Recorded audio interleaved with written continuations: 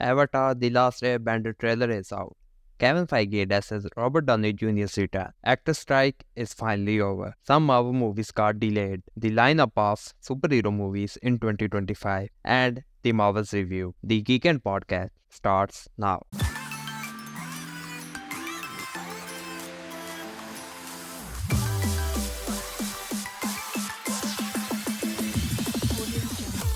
Welcome geeks to the geekiest show of the week where we discuss movies, series, streaming reviews and news from the entire week of the geek culture. I am your host Sam Brown and thank you guys for joining the podcast.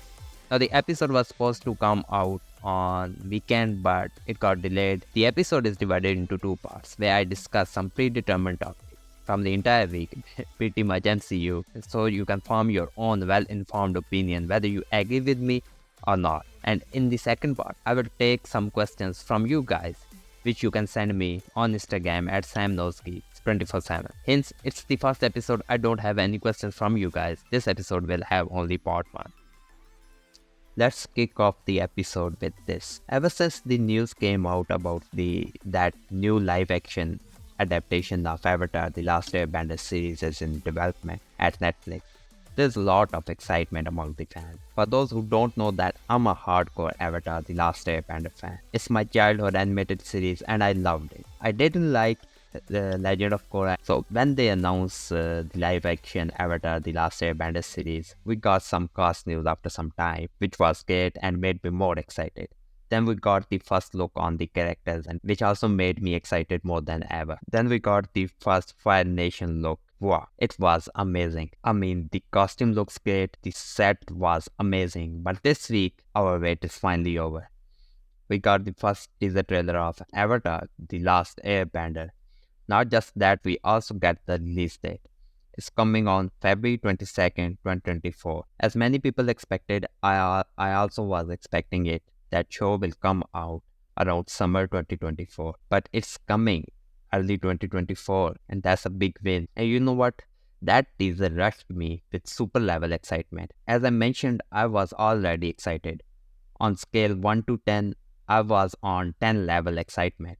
But now there's no scale. I mean, look at the set. I already said about the costume looks great. The visuals are off the charts. We also got the visual looks on Momo and Up. And I mean, Appa is a flying buffalo. It doesn't mean that the trailer is good, the show is going to be good. I'm not confirming that the show is going to be good. I'm just sharing my opinion that I'm expecting it to be good, and I really hope that it will be good. We also got the first glimpse at Suki in her Kyoshi outfit, which we didn't get back when they dropped the first look. I think that Fire Lord Ozai looks great. I mean, it's a big shoes to fill because Mark Hamill voiced the animated character, and Daniel Kim is amazing actor, and I think he's going to do the great. Zuko looks great. He's a very complicated character, and my favorite character from the Avatar is Zuko, and I'm really looking forward to it. As I already told you guys, I'm a hardcore fan of this series, and I get some resemblance from the animated series and got some idea of what's going on in the trailer. But for those who are new to this show, let me tell you this: it's going to be great. I'm not confirming this again, but from the trailer and from the first look we got on the main characters and the Fire Nation, I mean, everything looks perfect. Also, one thing I noted that the timeline is a bit different than the book 1 of the animated series. I mean, they introduces Azula at the end of the book 1. Actually, the book 1, for clarification, book 1 is the season 1 of the Avatar: Last Airbender animated series, and I think they are gonna cover the events of book 1 in season 1 of the live action series. What do you think of the first trailer? Whether you are a fan of the animated series or just new to Avatar story? Hop in the comment section and let me know your thoughts. Alright, with that down, let's talk about some Marvel news this week. Ever since that article about what a mess Marvel is in right now, they are considering bringing back the OG Avengers. After this article came out almost 3 weeks ago, there are massive spread of rumors that RDJ is returning as Iron Man, Robert Downey is returning as Iron Man. Come on. We all know that he is coming back for Secret Wars since day one. But here is how Kevin Feige addresses the rumor. Fallen Avengers returning? I literally not even seen that. Is that a new rumor? We didn't discuss that at retreat, which they have every year. It's the truth. We are doing a project with Scarlet. We love Robert. He's part of the family. But in terms of returning, we will have to see. We will have to see if Robert Downey Jr. is returning to the MCU or not. What a statement. Perfect non-committal statement. In terms of returning RDJ as Iron Man, I think studio shouldn't rush things. Bringing him back for a cameo, that's good. We all want to see him back as Iron Man once more. But there are rumors, and according to this Variety article we were talking about, the studio is considering reviving him. I think that would be a mistake, a big mistake. I really don't support this. I mean, I really hope they don't do that. Don't consider me a hater. I want Iron Man back as well, just like you. But in this way, it's just wrong. It's just a studio escape. And this just will insult to the legacy of the Iron Man or everything he did in the Endgame. Bringing him back in Secret Wars for one final time or even the Kang Dynasty makes more sense. Um, I also want to address the crisis through which the MCU is going right now. That people consider that new movies aren't great. General audience are deviating from the MCU because they think that the storytelling in the MCU is getting worse day by day. Let me tell you this. I believe in Kevin Feige. I still believe in Kevin Feige. He started MCU with some B-list characters. Yes, you are hearing it right. I'm saying Captain America and Iron Man B-list characters because no one gives damn about Iron Man and Captain America before 2008 or before they started the MCU. No studio would have agreed to make their movies, but Kevin Feige did, and he made us love them. Now they're not B-listers anymore. He made them great, and I still believe in him. What's he doing with the new characters? It's going to pay off, trust me. I'm not saying that I have no issues or problems with the current MCU.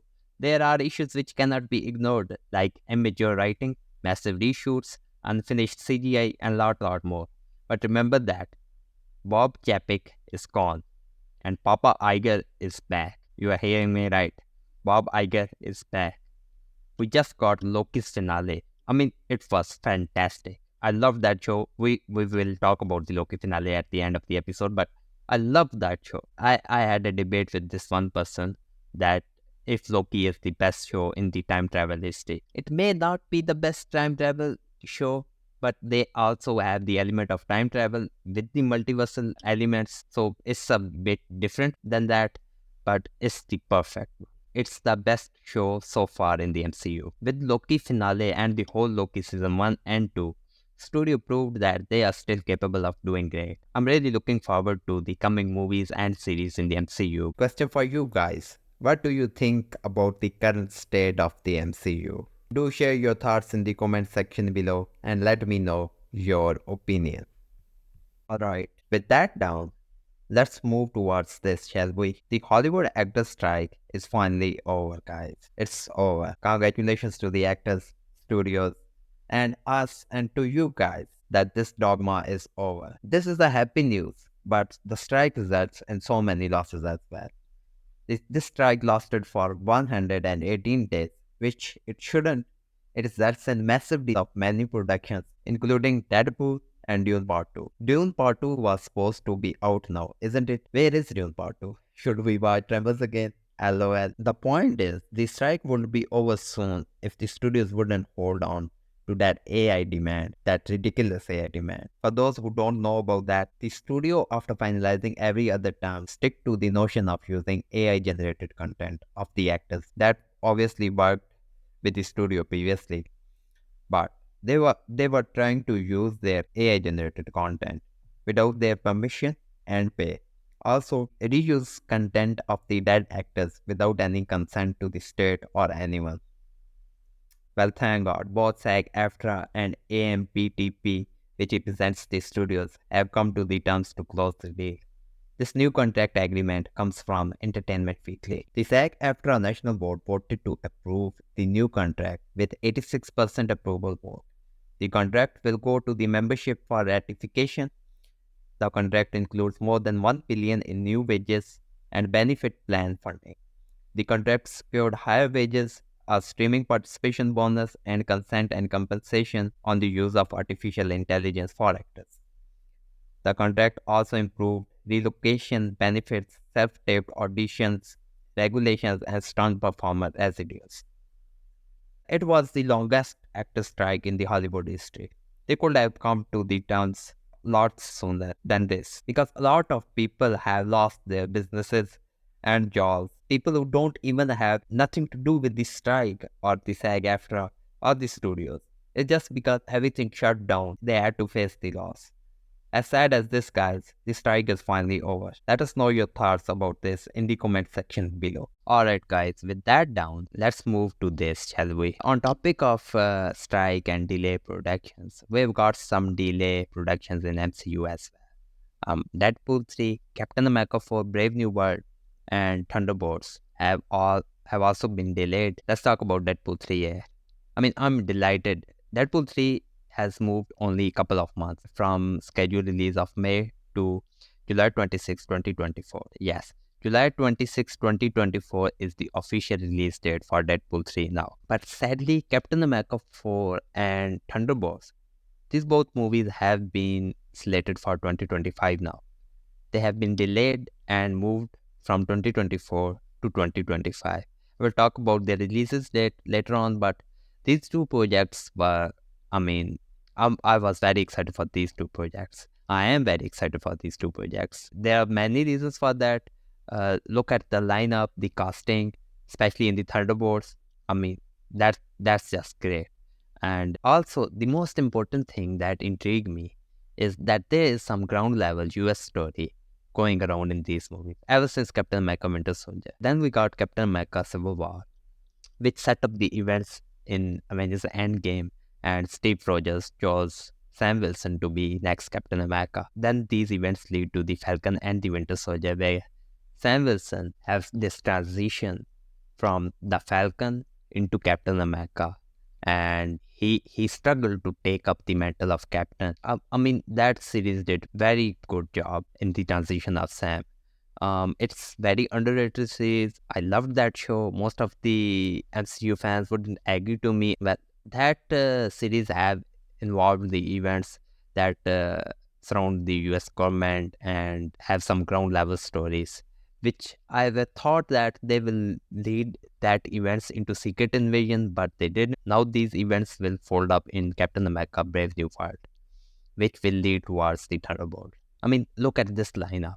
And that ground level story have been connecting over the movies. I'm very excited for these movies. But there is another interesting thing going on which we are going to talk about. There's two interesting things going on with the delay. First is Deadpool 3 is the only MCU movie right now scheduled for 2024. Ever since the Avengers came out back in 2012, it was the only film in 2012 to be released. It's been more than a decade, it hasn't happened. But now with Deadpool 3, it's going to happen again. And there was a lot of talk about that people want a break from the MCU. Guys, we have got the break now. You know what? It's not going to be great. Now, most of the audience have joined the MCU after Phase 3. Major projects like Civil War, Infinity War, Endgame. Since then, there's a flow of MCU movies and series on Disney+, which haven't made us waiting for new Marvel content for a while. Most of the people would have disagreed with me, but 2021 was the great year for the MCU fans. Just look at the series we got. We've got WandaVision, The Falcon and the Winter Soldier. After that, we got the first season of World and MCU get the series Loki. Then we got What If, the multiverse storylines. It was amazing. And then we got the Hawkeye. The Hawkeye series was pretty weak, I think, but it wasn't bad and I have enjoyed it. That is just whole another topic. I'm just saying we have been getting a lot of MCU content lately, and people starting to think that we may need break And folks, we have got break now. Deadpool 3 is the only MCU movie to be released in 2024. Not because people wanted it to be, it's just because of the strike delay. The other interesting thing I was talking about, look at the major titles lineup in 2025. Let me bring the list on the display. 1 minute. Look at that. Every comic movie releasing in 2025. We got Captain America 4 releasing on Feb 14, Fantastic Four on May 2, Superman Legacy on July 11, Thunderbolts on July 25th, The Batman 2 by Bat Reeves October 3rd, and Blade November 7th. Blade is really cast with delays. I mean, hopefully it will not delay again to 2026. We've got some beautiful lineup of superhero movies in 2025. It's loaded, geeks, and it's massively loaded. I think it's already the best year for me and for every comic book fan. I'm really looking forward to these projects. I mean, look at that. We've got some major Marvel titles, but not just that. We've got world's finest of DC as well. Superman and Batman both are having a movie in the same year. Both movies exist in separate universes, but we've got some major lineup, guys. Just imagine again Superman and Batman sequel with this Marvel slate, including Fantastic Four and the Blade. I mean, this year is going to be great. My most anticipating movie of the 2025 is Blade movie. Hopefully it will not delay to 2026. In previous week, we've got the report that Blade may be R-rated, which makes sense, which makes pretty much sense. And I really hope that it will be R-rating. Alright guys, share your thoughts about your most anticipating superhero movie for 2025. And tell me, what do you think of Deadpool being the only MCU movie releasing in 2024? Alright guys, with that down, here's my quick spoiler-free thoughts on the Marvels released on this weekend. Even though the Marvel has the worst MCU opening weekend of all times, the movie was pretty decent. People have recently been judging MCU real hard. And the superhero fatigue is very real, guys, believe me. I have seen the hate before the movie even came out. People were so sure that this movie is going to suck, even they haven't seen it yet. And now the film is out there. I have watched on this weekend and I have my issues with it. But it's not a bad movie. It's not great either, but I have enjoyed watching it. And that's the whole point of the movies, that you enjoy your time. I love the dynamics of all the characters, especially their interactions with each other. Captain Marvel feels like more of a character than ever since she joined Monica and Kamala. Imam Bilani Miss Marvel clearly stole the movie. Monica Rambeau is also really great, and I'm really looking forward to what MCU is setting up with her character. Tell me, guys, what do you think of the Marvels? Did you like it or not? Hop in the comments section below and let me know your thoughts. While we were talking about the quick review, let's talk about Loki. We have been talking about Loki on this channel since day one. For those who have followed those videos know that I love that show. The videos on final episode got delayed because of my busy schedule, but here are my quick thoughts. I loved the ending. I mean, it's the proper end. No cliffhanger or anything. Just the proper end of the series. Loki character, what he started back in 2012, has completely ended now. Tommy this also mentioned that his 14 years of work have summed up now.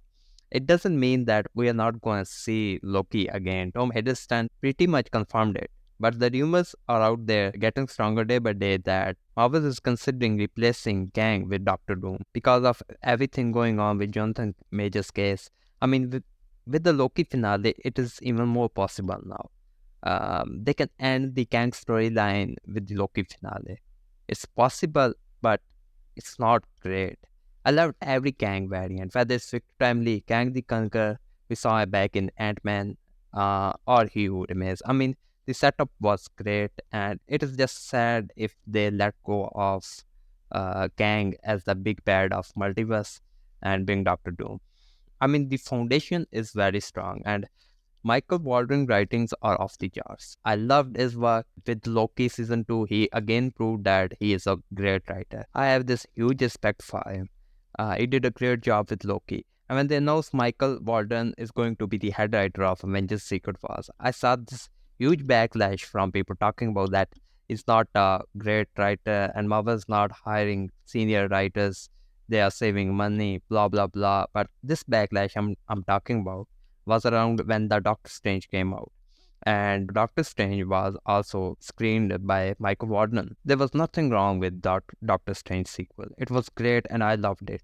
It is only underrated because of the rumors around the social media, and people thought that it would be full of cameos and it would be a mega event, but it was just a normal MCU film, and I really had a great time with that movie. They did amazing job with that film. A lot of people would have argued on me. It is aging well.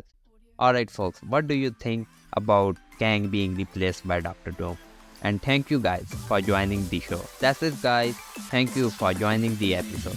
Remember that you can send me your questions on Instagram at @SamNoseGeek. With permission, I will feature them in part 2 of this episode. I'll see you in the next video. Till that, stay geek all week.